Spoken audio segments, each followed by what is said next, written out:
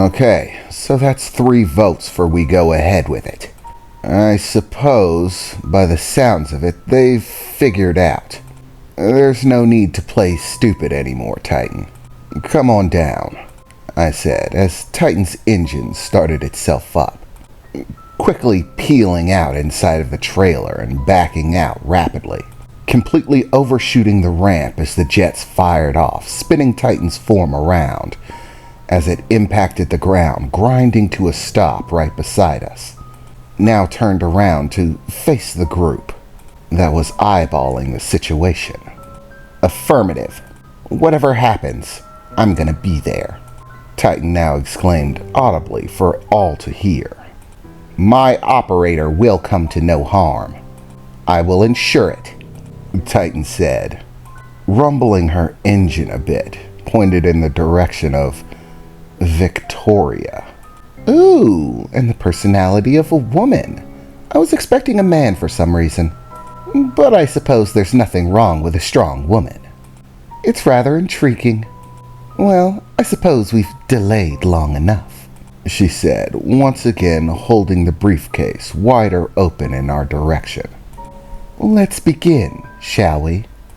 As we approached her, holding the briefcase out, Titan rolling up slowly beside me, we peered down into the briefcase and saw 3 slots that had opened. 2 of them had what appeared to be a gelatin-like substance inside of them, and directly above it was a picture of a thumbprint. So obviously, we were meant to put our thumbs inside of it. The last slot that opened had an attachment, a very small vial, and I did recognize the attachment at the other end of the vial. It was a device used to measure and analyze the nanites within nanotech devices and ensure that they were operating properly by taking a small sample and analyzing it. This small vial looked like it would also fit into a port that was affixed to the device, right below the vial that said Titan. So obviously I was supposed to take a sample from Titan and place it into the vial and connect it to this briefcase. So we took a deep breath and began the process. Me and Emily simultaneously placing our thumbs inside of the designated little gooey spots. Our fingers sank into the somewhat blue-tinted gelatin substance with no problem. The sensation was actually somewhat tingly, like sticking a wet finger on a very small battery and feeling a tiny bit of current.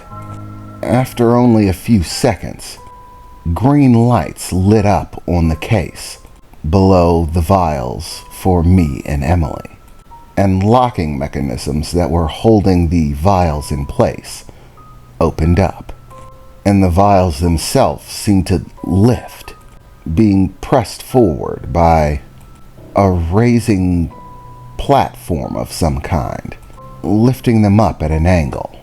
At first, I began to reach for them, along with Emily. Victoria said, beginning to pull the case back. Not just yet. Miria, she said, looking over to a woman who was standing in a lab coat nearby, who quickly approached, grabbing both the vials from the container, and at a jogging pace, moving over to a set of equipment, placing the vials inside of it. As they latched into position, she rapidly went to a computer screen and began typing away as a field of energy lit up around the vials, and they began to become scanned, circulating and moving about, being scanned by multiple different frequencies of strange lights. Scanning in progress, Mother. Scan intensity at 100%. Damn it. We're still not getting anything. The nanites are producing an energy barrier, the same as with yours. None of our scans are penetrating. Wait a second. We're getting back fluctuations. The energy output for the nanites is increasing. Extremely quickly. Oh no. What's going? And at that point, there seemed to be somewhat of a pulse that emitted from inside of the containment unit that the vials were in. Surges of electricity flowed through the device. The computer screen that the woman was working on cracked and broke, sending off sparks as well as the device that the vials were inside of. Several very small-scale explosions erupted from the different parts of the device, as someone rushed over with a fire extinguisher to put them out. Damn it! We weren't able to get anything. It's just as expected. There are layers of protections within the nanites. They were even able to detect our scans. And not only that, they launched a counter-offensive. They destroyed our computer and our scanning equipment. I, of course, was prepared for this possibility, and the computer systems were backing up all information to a surge-protected drive, she said, beginning to walk over to a different computer and typing in a few small bits of information before it began to light up. A holographic projector placed on a table nearby lit up. Unfortunately, we were only able to get the most base of information. Visual data, that's it. Everything else was far too encrypted, protected by the energy field that the nanites produced. The only thing we were able to get is pictures of the individual nanites within the vials. Flowing video. I'll display it now, she said, before typing a few keys as two holographic displays appeared. One glowing a vibrant white, the other a deep red, and within the picture, tiny floating robotic devices.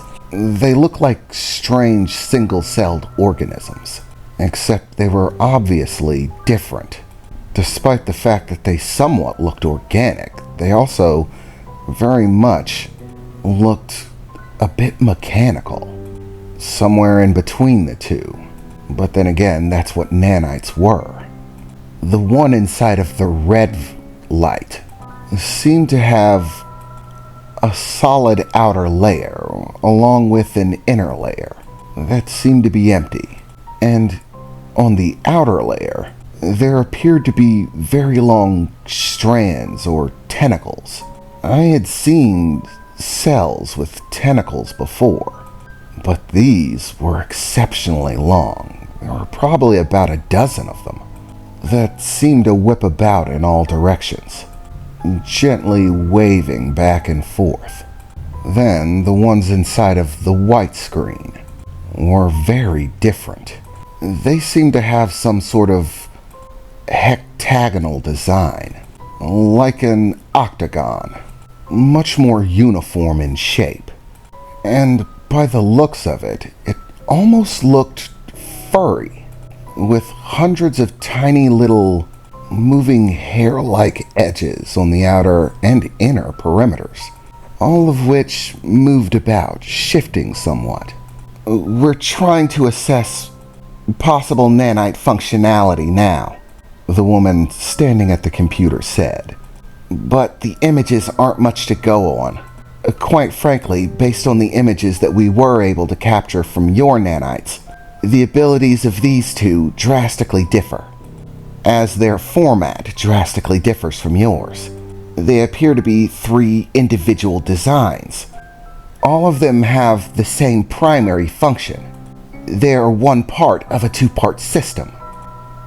Primarily, these future nanites have all taken on a single, unified theory of functionality, and that is to basically simply be one half of a cell. What the hell? I thought to myself, looking at the screen and trying to reason out what the woman was saying. Just like the nanites in your system, rather than trying to function as a cell all on their own, these nanites appear to follow the same practicality as yours. They function as an outer layer. They find a living cell, something that is compatible with them, through whatever program that seems to be operating them. Once they do, they bond themselves to the living cell, in essence becoming half mechanical and half biological. All of our attempts to copy this process haven't yielded nearly the results that your own nanites have. The precision required to create something like this, it's out of this world. The level of advanced programming and micro design needed to accomplish this is, well, it's insane. I still can't imagine how they did it.